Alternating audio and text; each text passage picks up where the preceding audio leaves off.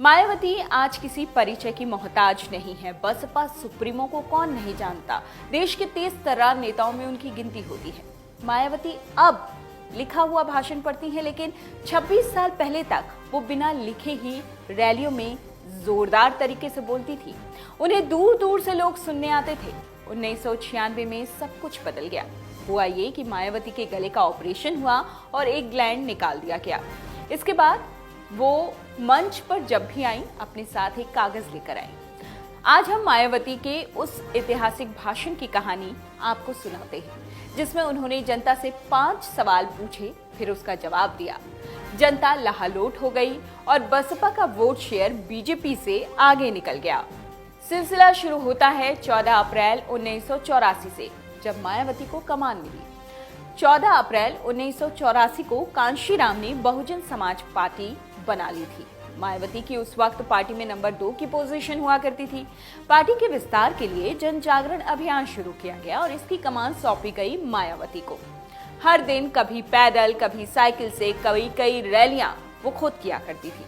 Rally में जब वो पहुंची तो उनका भीड़ इंतजार कर रही थी। बात है 1986 की। सिर्फ 30 साल की मायावती एक सभा को संबोधित करने के लिए हरिद्वार पहुंची थी।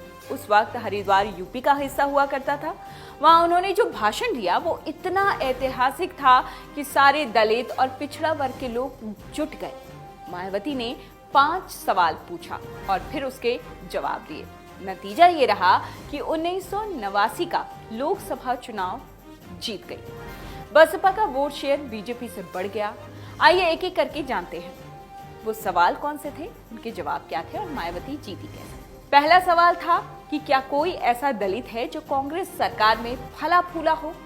मायावती की जिंदगी पर बहनजी किताब लिखने वाले अजय बोस लिखते हैं कि मायावती ने मुख्य रूप से दलित जनता और परंपरा से कांग्रेस के वोट दाताओं के सामने एक सवाल खड़ा करके भाषण की शुरुआत की थी।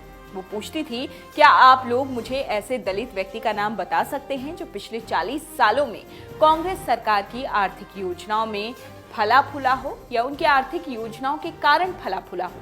सवाल का जवाब देने की जब बारी आई तो जनता चुप हो गई। जी हाँ, क्योंकि उसे आसपास ऐसा कोई दिखा ही नहीं जिससे आर्थिक योजनाओं का लाभ मिला हो। मायावती कहती, तो तुम मानते हो कि कांग्रेस ने दलितों को मूर्ख बनाया। यहाँ जनता पहले संकोच करती दिखाई देती, फिर बोल देती, हाँ, कांग्रेस ने हम सबको मूर्ख बनाया। दूसरे सवाल पर आते हैं। 22 राज्यों में कांग्रेस की सरकार पर एक भी दलित सीएम नहीं। अजय लिखते हैं कि मायावती ने इसके बाद दूसरा सवाल पूछा। 1952 के पहले चुनाव के बाद से हर चुनाव में कांग्रेस के 95% वोट दलितों के होते हैं और सिर्फ 5% वोट ब्राह्मणों के होते हैं और इस पर कांग्रेस शासित राज्यों में या फिर केंद्र में 5% दलित मंत्री होते हैं और 55% ब्राह्मण मंत्री। देश के 22 राज्यों के मुख्यमंत्रियों में एक भी दलित नहीं है। तुम्हारे ख्याल से ऐसा क्यों? भीड़ चिल्लाते हुए बोली, आप ठीक कहती हैं, कांग्रेस ने हमें मूर्ख बनाया। तीसरा सवाल जो मायावती ने पूछा, ऊंची जाति वाले नहीं चाहते दलित अच्छा खाएं। मायावती ने जोश से भर चुकी भीड़ के सामने कहा, हम सब जानते हैं कि ये ऊंची जाति के मनुवादी नहीं चाहते कि दलित अच्छा खाएं, अच्छे कपड़े पहने और अच्छा काम करें। क्या कोई ऐसी मशीन केंद्र में या राज्य में बनाई जा सकती है जो इन ऊंची जातियों वालों का हृदय परिवर्तन कर दे, जिससे ये दलितों को फलने फूलने में मदद करें? भीड़ ने पहले सिर हिलाया और मायावती की बात खत्म होते ही चिल्लाकर बोली, नहीं, ये नामुमकिन है। वे हमसे नफरत करते हैं, वे कभी हमारी भलाई नहीं चाहेंगे। तीसरे सवाल का जवाब। चौथा सवाल जो मायावती ने भीड़ से पूछा, बाबा साहेब किसी मनुवादी संगठन में शामिल होते तो क्या कुछ कर पाते? मायावती ने जनता को बताया कि आज दलितों में भी डॉक्टर, इंजीनियर, आईएएस ऑफिसर हैं। हम इसके लिए बाबा साहेब अंबेडकर को धन्यवाद देना चाहते हैं। भीड़ की तरफ इशारा करते हुए उन्होंने कहा, तुम क्या सोचते हो कि यदि बाबा साहेब अपना संगठन ना बनाकर किसी मनुवादी पार्टी में शामिल हो जाते तो दलितों के लिए इतना कुछ कर पाते? जनता ने ना में सिर हिलाया और हाथ हिलाने के लिए एकदम तैयार बैठी थी। भीड़ से जवाब आया, कभी नहीं। वे लोग बाबा साहेब अम्बेडकर को कभी भी ऐसा करने नहीं देते। पांचवा और आखिरी सवाल, क्या नहीं चाहते कि दमन और शोषण झेल रहे दलितों के लिए अलग पार्टी बनाई जाए?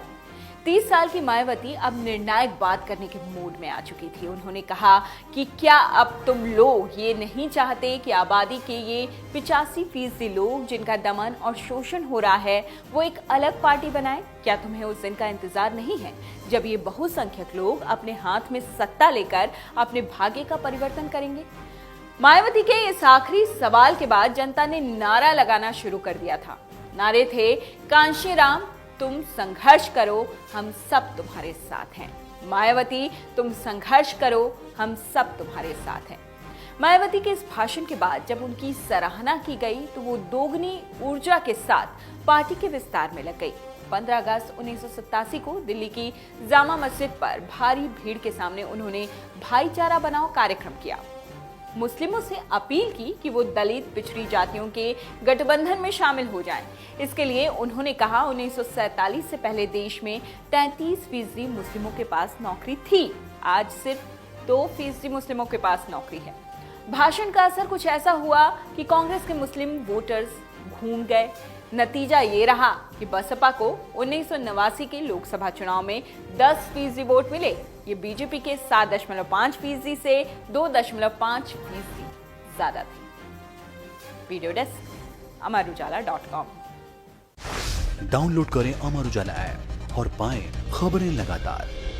अगर आप ये वीडियो YouTube पर देख रहे हैं तो हमारे चैनल को सब्सक्राइब करें और बेल आइकन को दबाना ना भूलें। अगर आप Facebook पर यह वीडियो देख रहे हैं तो हमारे पेज को लाइक करें।